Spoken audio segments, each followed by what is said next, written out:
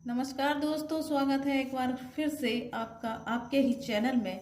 कैसे हैं आप? आशा है आप अच्छे होंगे, स्वस्थ होंगे। तो दोस्तों, आज हम आपके लिए कुछ क्वेश्चन ऐसे लेके आए हैं जो आने वाली शिक्षक भर्ती के लिए इम्पोर्टेंट हो सकते हैं। सुनने में आया है शिक्षक भर्ती आने वाली है 2-4 महीने बाद, हो सकता है अगस्त या सितंबर तक। तो हमने एक ऐसी सीरीज शुरू करने जा रहे हैं जिसमें हमारे जो जीके का पोर्शन है हम उसको कवर करने की कोशिश करेंगे, क्योंकि दोस्तों जो हमारा जीके है वो अधिकतर सभी परीक्षाओं में आता ही आता है। तो हमारी जो सुपर टेट होगा उसमें भी हमारा एक जीके का पोर्शन आता है और वो काफ़ी लेंथी होता है। तो उसमें कहीं ना कहीं हमारा पॉलिटी, ज्योग्राफी, हिस्ट्री सभी के क्वेश्चन देखने को मिल जाते हैं और हमारा करंट के भी कुछ क्वेश्चन आते हैं।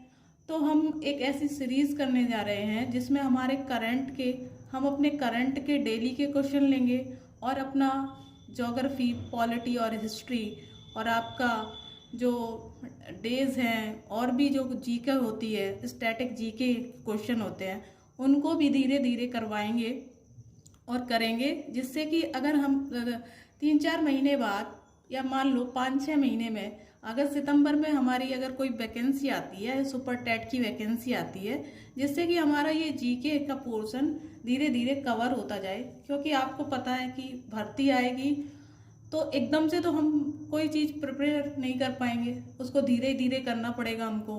तो अभी से अगर हम इसको लेके चलेंगे तो हम तब तक अपना कुछ जीके का पोर्शन कवर कर सकते हैं। तो इसलिए ये सीरीज शुरू करने जा रहे हैं जिसमें हम 10 क्वेश्चन अपने रोज के करंट अफेयर्स ले लेंगे और आपका ज्योग्राफी या हिस्ट्री या किसी भी सब्जेक्ट का जीके ले लेंगे। तो अगर आपको वीडियो पसंद आए और सब्सक्राइब भी कीजिएगा, जिससे कि हमारा नोटिफिकेशन आपको मिल सके। कुछ दिन से वीडियो नहीं बना पाए क्योंकि कुछ प्रॉब्लम चल रही थी। तो चलिए फिर आज से ही हम ये शुरू करते हैं। तो सबसे पहले हम करंट अफेयर्स के कुछ क्वेश्चन देख लेते हैं। तो ये करंट अफेयर्स चलिए शुरू कर देते हैं। तो देखिएगा, पहला क्वेश्चन हम ले लेते हैं। हाल ही में, आपको दिख रहा है ना आपको चलिए, हाल ही में विश्व जल दिवस मनाया गया। कब मनाया गया? और आपके ऑप्शन है 20 मार्च, 22 मार्च और 21 मार्च।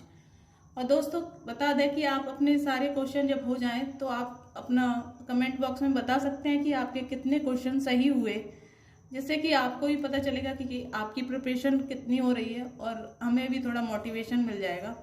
तो वीडियो को सब्सक्राइब करना ना भूलें। तो चलिए पहला क्वेश्चन हम फिर से शुरू करते हैं।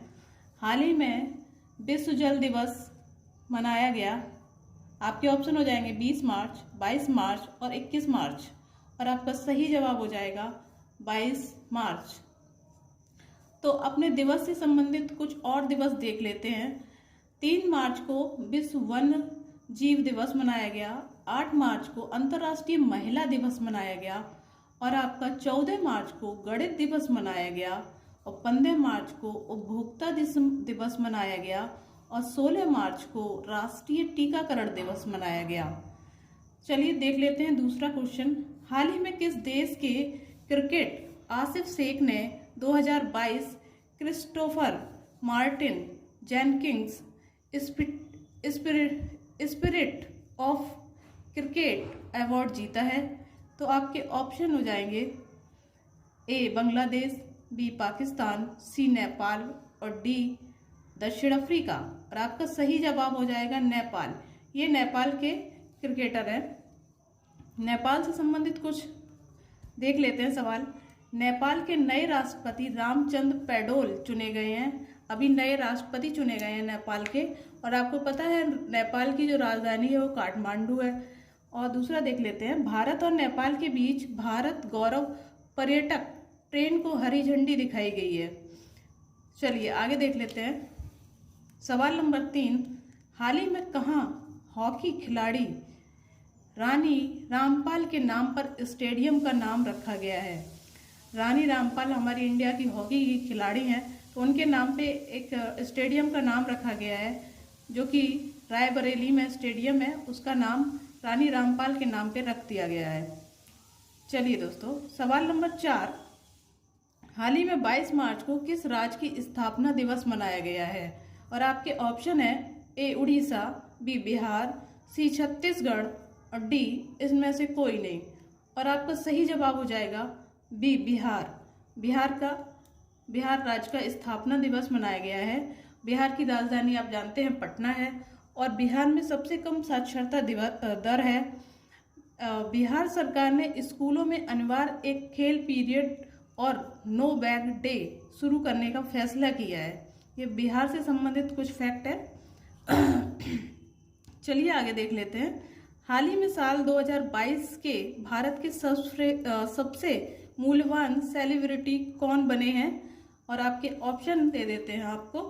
ए विराट कोहली, बी रणवीर सिंह, सी शाहरुख खान और आपका ऑप्शन हो जाएगा और आपका सही जवाब हो जाएगा बी रणवीर सिंह। काफ़ी अच्छे एक्टर हैं ये, आप सभी लोग जानते ही हैं। और सवाल नंबर 6 देख लेते हैं। हाल ही में अर्णव बनर्जी को किस टायर कंपनी का सीईओ बनाया गया है? और आपके ऑप्शन है एमआरएफ, गुडईयर, सीईट और आपका सही जवाब हो जाएगा सेट। इसका इनको सीईओ बनाया गया है और इस कंपनी की स्थापना बता दें आपको 1924 में हुई थी और उसका मुख्यालय है मुंबई में। ठीक है दोस्तों, तो अपना नेक्स्ट क्वेश्चन देख लेते हैं।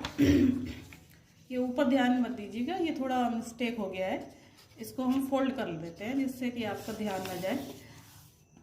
चलिए सवाल नंबर 8 देख लेते हैं हम। हाल ही में स्टारबक्स के नाम के नए सीईओ के रूप में पदभार ग्रहण किया है, किसने किया है?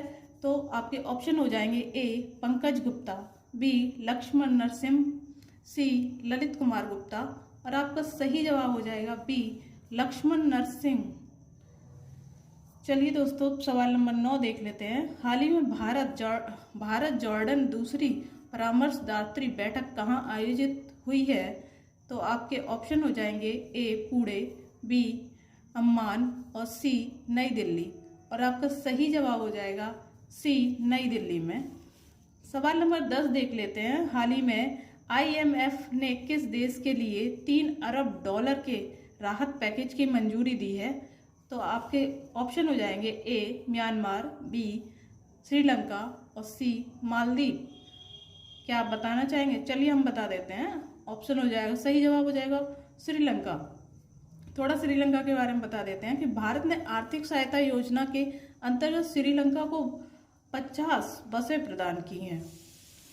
और दूसरा है 2024 में अंडर 90 वर्ल्ड कप की मेजबानी श्रीलंका करेगा। तो दोस्तों ये थे हमारे 10 क्वेश्चन करंट जीके के। और अब हम अपने पॉलिटी के क्वेश्चन लेके आए हैं, जो हमारा सबसे पहला ही चैप्टर है भारत का संवैधानिक इतिहास। उसी से हमने कुछ क्वेश्चन लिए हैं। हम स्टार्टिंग से चलेंगे जिससे कि हमारा रूटीन बन जाएगा, क्रम बाय क्रम चलेंगे तो अच्छा रहेगा। चलिए दोस्तों, तो देख लेते हैं। पहला क्वेश्चन है, किस अधिनियम द्वारा भारत के गवर्नर जनरल को अध्यादेश जारी करने की शक्ति प्रदान की गई?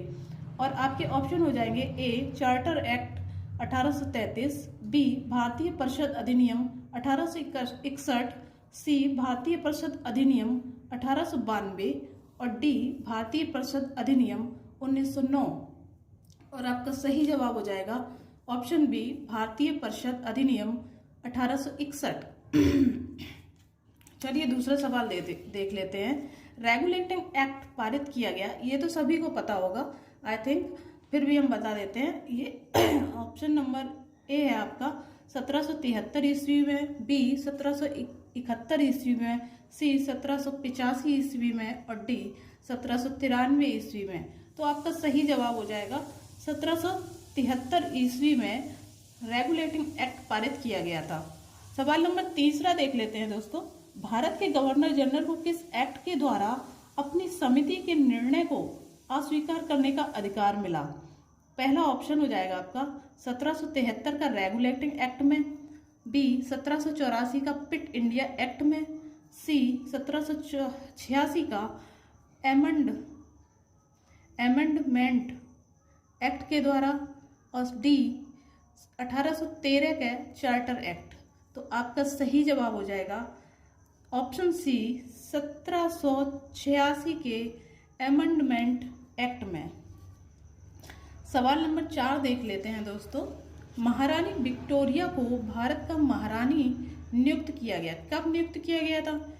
पहला है 1885 ईस्वी में, दूसरा है 1875 ईस्वी में, तीसरा है 1866 ईस्वी में और आपका डी है 1858 ईस्वी में। और आपका सही जवाब हो जाएगा ऑप्शन डी 1858 ईस्वी में महारानी विक्टोरिया को महारानी नियुक्त किया गया था।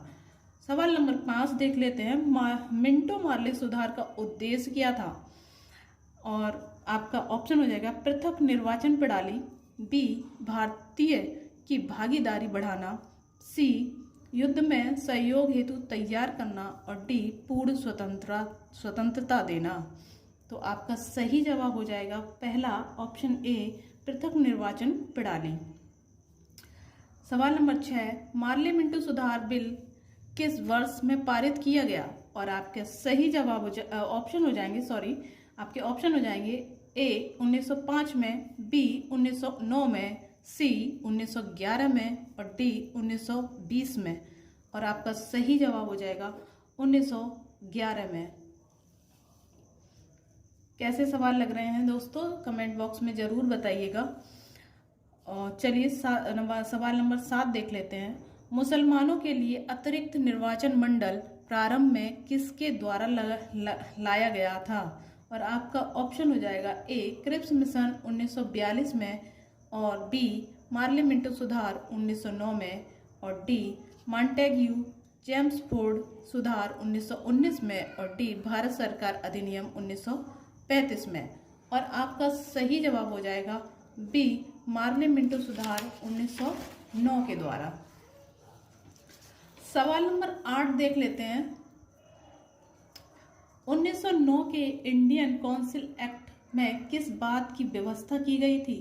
आपका ऑप्शन है ए द्वैत शासन प्रणाली को, बी सांप्रदायिक प्रतिनिधित्व को, सी संघीय व्यवस्था की और डी प्रांतीय व्यवस्था की। और आपका सही जवाब हो जाएगा ऑप्शन डी प्रांतीय व्यवस्था की। सवाल नंबर 9 मॉन्टेग्यू चेम्सफोर्ड सुधार में प्रावधान का साथ था? ए राज्यों की स्वायत्तता का, बी प्रांतों में दोहरा शासन का, सी हिंदू मुस्लिम हेतु अलग अलग निर्वाचन व्यवस्था का और डी राज्यपालों की वीटो शक्ति का। और आपका सही जवाब हो जाएगा ऑप्शन बी प्रांतों में दोहरा शासन का। सवाल नंबर 10 देख लेते हैं। 1946 में कैबिनेट मिशन 3 मंत्रियों से गठित था। निम्न में से कौन सा सदस्य इस कैबिनेट का सदस्य नहीं था? ए है lord Pethick Lawrence, B A.V. Alexander, C sir Stafford Cripps और डी लॉर्ड एम्ब्री। और आपका सही जवाब हो जाएगा लॉर्ड एम्ब्री। सवाल नंबर 11 देख लेते हैं। भारत का संविधान लागू होने तक स्वतंत्रता के पश्चात, जब हम स्वतंत्र हो गए उसके बाद किसका शासन किसके अंतर्गत चलाया गया? इसका शासन किसके अंतर्गत चलाया गया? यानी भारत का भारतीय नेताओं के परामर्श से बने कानून द्वारा, बी इंग्लैंड के संविधान के अनुसार, सी 1935 के भारत अधिनियम द्वारा या फिर उपरोक्त में से कोई नहीं। और आपका सही जवाब हो जाएगा भारत अधिनियम 1935 के द्वारा। चलिए सवाल नंबर 12 देख लेते हैं। भारत की आज़ादी के समय इंग्लैंड में किस पार्टी की सरकार थी? आपका A labour party, B conservative party, C Congress और डी लिबरल पार्टी। और आपका सही जवाब हो जाएगा लेबर पार्टी। सवाल नंबर 13 देख लेते हैं और ये हमारा अंतिम सवाल है। केंद्र में द्वैत शासन किस अधिनियम के अंतर्गत स्थापित किया गया? और आपका सही ऑप्शन हो जाएंगे ए 1919 के अधिनियम द्वारा, बी भारत सरकार अधिनियम 1919 के द्वारा या भारत सरकार अधिनियम 1935 के द्वारा या भारत सरकार अधिनियम 1947 के द्वारा? तो आपका सही जवाब हो जाएगा सी, भारत सरकार अधिनियम 1935 के द्वारा। और आपका आज का सवाल हम एक आपको दे देते हैं, जिसका आंसर आपको कमेंट बॉक्स में देना है। तो आज का आपका सवाल हो जाएगा कि हाल ही में स्टार्टबक्स के नए सीईओ के रूप में किसने अपना पदभार ग्रहण किया है? इसका जवाब आपको कमेंट बॉक्स में देना है, जिससे कि पता चलेगा कि आपने वीडियो को ध्यान से देखा है या नहीं। तो ठीक है दोस्तों, ये हमारे क्वेश्चन थे। हम आगे भी ऐसे ही क्वेश्चन लाते रहेंगे। करंट हमारा रोज आएगा, आप देखिएगा और वीडियो को सब्सक्राइब करना ना भूलें। ठीक है दोस्तों, तो चलिए, ये हमारा आज का वीडियो था। कैसा लगा ज़रूर बताइएगा, जिससे कि हम और भी आगे वीडियो बना सकें। Thank you. चलिए, फिर आज के लिए इतना ही। फिर अगले वीडियो में मिलते हैं। तब तक के लिए नमस्कार।